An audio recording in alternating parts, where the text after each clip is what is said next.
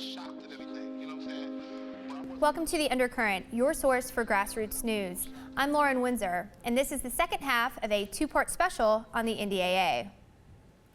On February 6th, the Second Circuit Court of Appeals heard oral arguments in the case of Hedges v. Obama.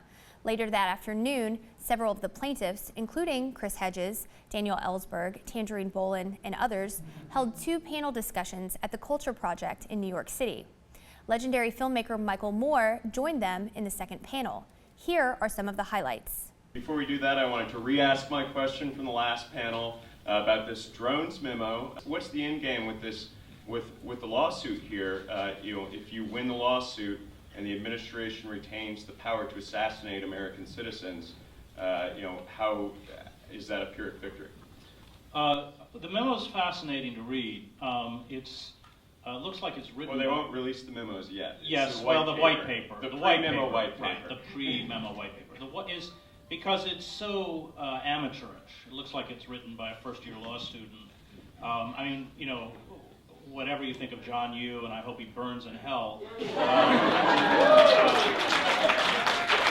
actually had a much more sophisticated legal argument to torture human beings. Look, the drone wars. It's not an example of, and I think this is true with the NDAA. I think it's true with the FISA Amendment Act. We go all the way back. What they're attempting to do is legally justify what they're already doing. They have argued that under the 2001 Authorization to Use Military Force Act, they have a right to assassinate American citizens. I have read that act innumerable times, and Bruce and Carl did, and none of us find that in the act. That is, to be generous, a radical interpretation of the AUMF.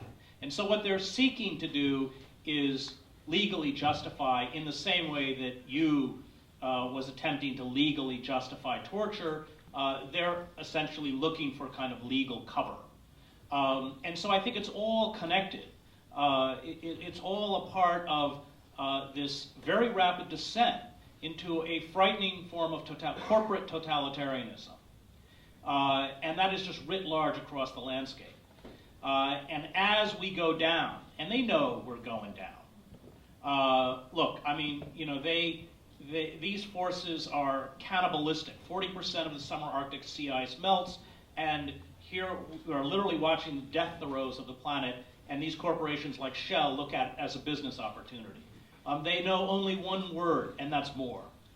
They have commodified everything. Human beings are commodities, disposable commodities. The ecosystem is a disposable commodity, and they will put, now with no impediments, they will push and push and push, and they're not going to stop themselves. The formal mechanisms of power are not going to stop them. It's up to us. And literally, I have a 5-year-old, and his favorite book is Out of the Blue.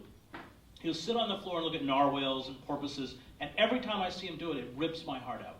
Because I know that if there is not a radical change in our relationship to each other and to the planet, every single one of those sea creatures will be dead within his lifetime. In theological terms, as a seminary graduate, these are forces of death. Look, we have not far from here, a few blocks from here, a joint command center with the NYPD and Goldman Sachs. I was arrested in front of Goldman Sachs with the Occupy movement. And let me tell you that when the security came out, it was a mixed security of Goldman Sachs security and NYPD security. These corporations have created 70% of we have 16 intelligence agencies, and as Jeremy Scahill has pointed out, 70% of their work are outsourced to corporations.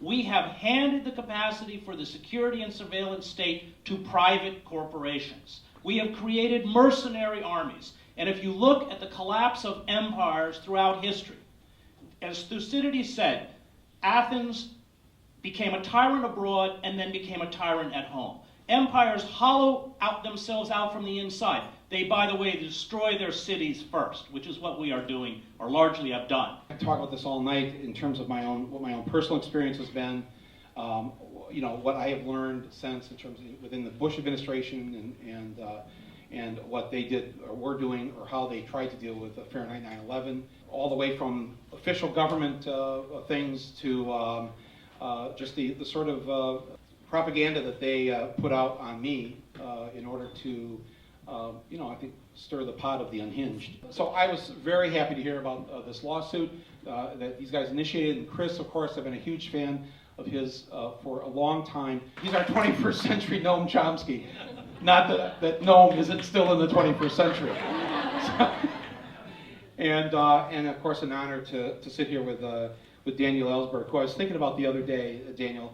I don't know if you've ever seen the documentary Hearts and Minds about the Vietnam War. It's a great documentary, if you have a chance to see it. And they won the Oscar for Best Documentary that year. And when they went up on the stage to collect it, they read from a telegram from the North Vietnamese thanking Americans to, which of course, as in these days, you would never even think of such a thing. It would be like, in the way that things are conflated now, that you would be reading something from Al-Qaeda or whatever. But in this movie, Daniel appears in this movie and provides some very important lessons about Vietnam. Not only just what he went through personally, but what this country was led through in terms of the lies that were told, and by not having a press that was active at first to expose the lies, we lost a lot of lives, and we participated in the slaughter of anywhere from 2 to 3 million Southeast Asians. But he said something, and I was thinking about this because we were watching the news on Egypt today, and talking about whether the United States, we were for Mubarak, then we were against Mubarak. Somebody asked, which side is right? Are we on the right side? And the same question was asked during Vietnam. Were we on the right side or not? Because this was a people's uprising in South Vietnam. And Daniel said, the question is not whether we're on the right side. The only question or point is that we are the wrong side. That's it. We are behind a lot of this madness.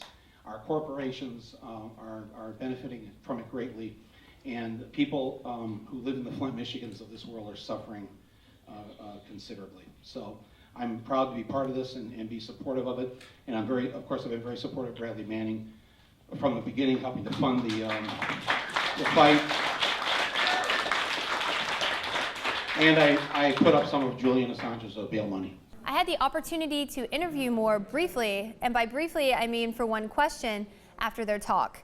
Note the amazing lighting I had backstage. Beating back NDAA will begin with the battle for overturning Citizens United and once and for all calling for an amendment to the Constitution that would state that corporations do not have the same rights as people? Right. There are, when you have cancer, and it spreads, you don't go to where it's spread to first. You go to the source. And you try to cut out the source. And the source in this country, in terms of power, is money. And the people that control the money, the upper 1% that call the shots here. And if they are allowed to continue to buy these politicians and control what happens there, we're never going to get anything done for the people. So one of the very first things that we all need to be working on, it's connected to this issue, it's connected to so many other issues, is to get money out of politics. So would you advocate that as a movement, that activists come together and do that first before anything else? Absolutely. Absolutely. I think we need a constitutional amendment now that says corporations are not people, and there are limits on what they can contribute to political candidates. Bottom line, Hedges and Moore agree that America is a declining corporate state, wherein progress on the most pressing issues of our day is dictated by profits over people. If, as Moore says, campaign finance is the cancer at the root of all of our ills, we must unite to cure it and not its symptoms. I'm Lauren Windsor. Thanks for watching. Get pulled in to the Undercurrent. With the truth pulled over my eyes with the evil forces that compromise my state of mind. Have I been hypnotized to believe in lies with the monologue questioning God like Habakkuk? Cause the odds keep stacking up. Where is the illumination for the human nation?